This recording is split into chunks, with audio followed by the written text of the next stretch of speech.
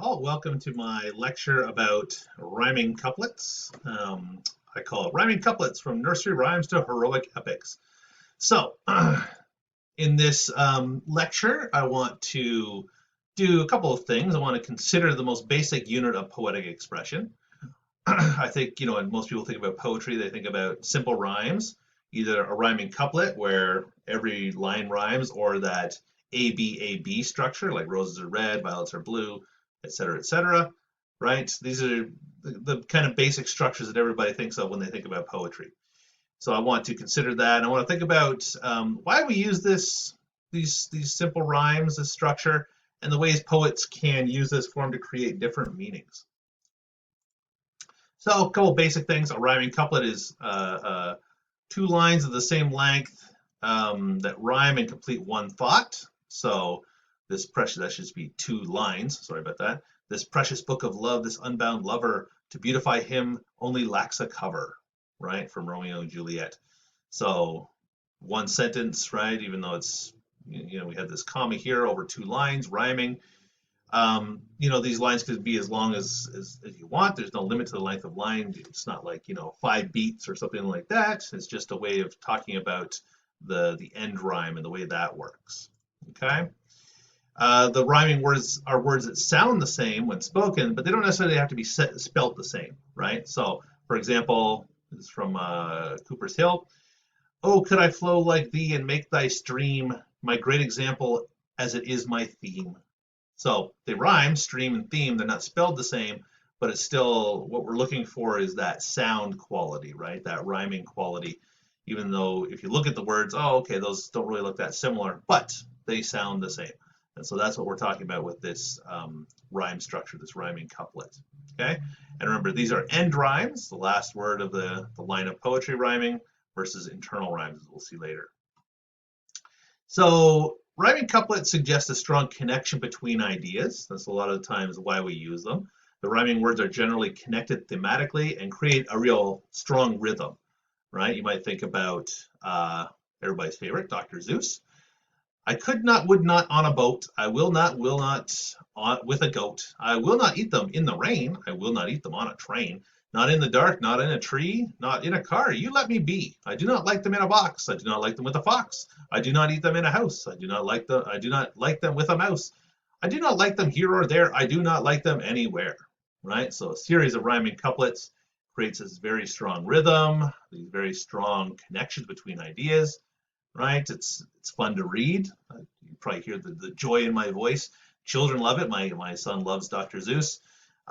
So this is a very popular rhyme structure, especially for things like this, like nursery rhymes and children's poetry, simple poetry, where you want that strong rhythm and that easy connection between ideas, right? That's what rhyming couplets can be great for. That's why we see it a lot in music, right? And I was gonna just play a little clip here. Let me see if I can do this. Not the most elegant way to play a clip, but let's take a listen to this.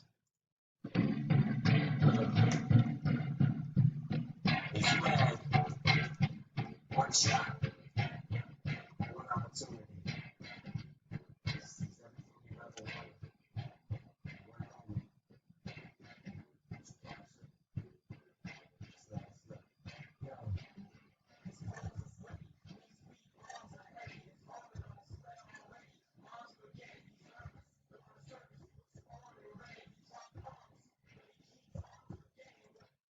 Okay, so that's just one stanza from a larger poem. If you want to talk about it as poetry, that's of course "Lose Yourself" from Eminem. He's got this great. Hold on a sec. Let me get back to my. Okay, sorry about that. There we go. So if we write it out as poetry, right? His palms are sweating, knees weak, arms are heavy, right? So if we come to my next slide, I've underlined heavy, spaghetti, ready, and you can hear when he's rapping, right? There's this real emphasis on that rhyme that creates the structure. Even forgetting, he kind of makes rhyme with spaghetti and ready. And also he's using these end rhymes, these kind of rhyming couplet structure. He's also using internal rhymes to create that really strong emphasis on that sound, right? And so this is often used in a lot of music. It's a very musical kind of rhyme structure, this rhyming couplets, or the A-B structure I was talking about earlier. There are some that don't use them as well, and we see it really stretched when musicians try to use rhyming couplets to create rhythm in their songs. I have some examples here. This is probably my favorite from You're So Vain. You probably heard that song. You walked into the party like you were walking onto a yacht. Your hat strategically dipped below one eye. Your scarf, it was apricot. I just love that rhyme, yacht and apricot. It rhymes, so it's a rhyming couplet, but it's a real stretch to get that rhyme. It doesn't really, when you start looking at it as poetry, I mean, it sounds fine in the song, but when you hear it or look at it as in poetry, it really shows you how stretched that is. Or, here's one from Eminem which isn't as good as Lose Yourself. Dave, pull up your pants. We need an ambulance. So, there's a bit of a slant rhyme, they call that there. Not quite a full rhyme. And it's a little bit silly. But, Eminem is capable of silliness. Anyway, so you have this use of rhyming couplets in music to create that rhythm, and sometimes going too far to have that stretch. So there's that musical quality to rhyming couplets. And finally, I just want to talk about a specialized kind of rhyming couplets called the heroic couplet. So the unity and musical quality of the rhyming couplet, which I was just discussing, has also been used to celebrate great deeds and people and to explore elevated ideas and concepts, right? So there's a specialized use of the couplet. So we can define a heroic couplet. These are lines of iambic pentameter, so that's 5 beats, rising beats, da-da, da-da, da-da, da-da, da-da. Like Shakespeare wrote most of his poetry and a lot of his dialogue in his plays is written in iambic pentameter, and they rhyme, A, B, B, again, those couplets. The couplet forms a rhetorical unit describing things about the hero or that idea, and it's written in an elevated style, right? So this is about the heroes of our culture and the great ideas. So a couple examples.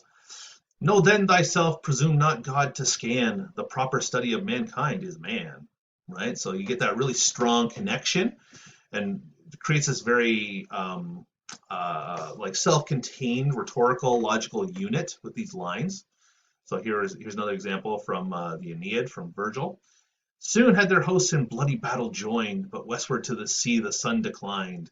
That should rhyme. I'm not pronouncing it totally correct. Entrenched before the town, both armies lie, while night with sable wings involves the sky.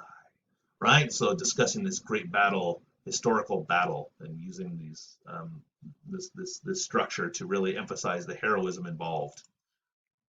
So this form was introduced to English by Chaucer in the 14th century. And if you read, Chaucerian poetry, you're going to get a lot of this heroic couplet.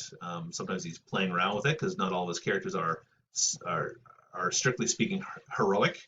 Some of them turn out to be rather caddish, to be honest. Its name derives from the 17th century drama and poetic use of this structure, right? So Chaucer introduced it, but it became more popular in that 17th century usage in what we call the neoclassical poetry. All right. By the middle of the 17th century, it was regarded as a proper form for dealing with heroic subjects, so heroes and big ideas, right? Deeds of high accomplishment and matters of public interest and admiration. That's where that Alexander Pope quote comes from earlier, his essay on man.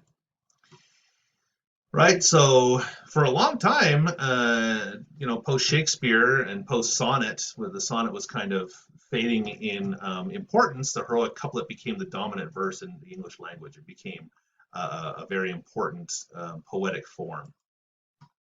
So here's to end a modern example of a heroic couplet, right? So I've taken a hero, Lance Armstrong, perhaps less heroic these days. So I think his legacy will be as a big cheater instead of the best biker in the world.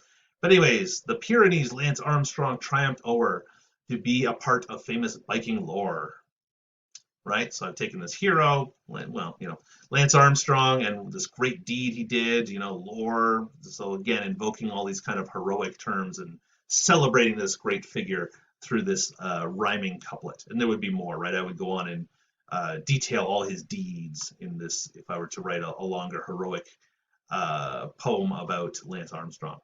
So anyways, that's about it. Thank you for your attention. That's just a little bit about some of the basics of rhyming couplets and simple rhyming structure.